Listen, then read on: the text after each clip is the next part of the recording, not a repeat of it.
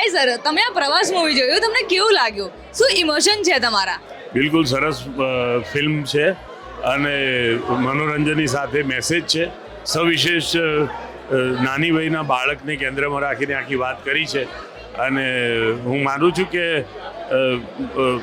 Comedy અને બીજા પ્રકાર જોનરના તો બહુ ફિલ્મો થાય છે, પણ આ એક અલગ પ્રકારના જોનરનું આ સાહસ કર્યું છે. એ માટે હું રાઇટર ડિરેક્ટર શ્રી વિપુલ શર્મા, પ્રોડ્યુસર શ્રી જય પંડ્યા અને રાકેશ શાહ અને સમગ્ર ટીમને હું ખૂબ ખૂબ અભિનંદન પાઠવું છું.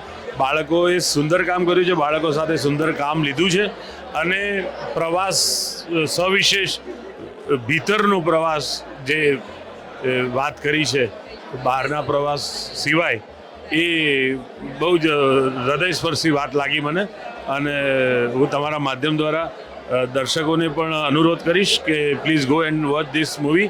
તમને મજા આવશે અને પ્રવાસની આખી ટીમને ખૂબ ખૂબ અભિનંદન અને સફળતા માટે શુભકામના. સર, એક એવું કારણ કે જેના માટે બધાએ આ પ્રવાસ જોવું જોઈએ, એક કારણ એવું છે કે એક પરિવારનું એક સમજદાર બાળક એ કેવી રીતે પોતાના પેરેન્ટ્સને કમ્ફર્ટ આપે છે અને એવી જ રીતે પેરેન્ટ્સ બાળક માટે શું સેક્રિફાઈસ કરે છે. આ જે ઇમોશન્સ છે પરસ્પરના, કે એ પરિવારની દીકરી શું સેક્રિફાઈસ કરે છે, દીકરો શું સેક્રિફાઈસ કરે છે, મા બાપ શું કરે છે, તો આ બધા ઇમોશન્સ છે. હું માનું છું કે કોઈ પણ પરિવારમાં ઓછા વધતા પ્રમાણમાં આ ઘટનાઓ ઘટતી હોય છે, એટલે પ્રેક્ષકને એ ચોક્કસ કનેક્ટ થશે અને સ્પર્શશે. તો એ રીતે આ એક યુનિક ફિલ્મ છે, એટલે જોવી જોઈએ. Thank you so much.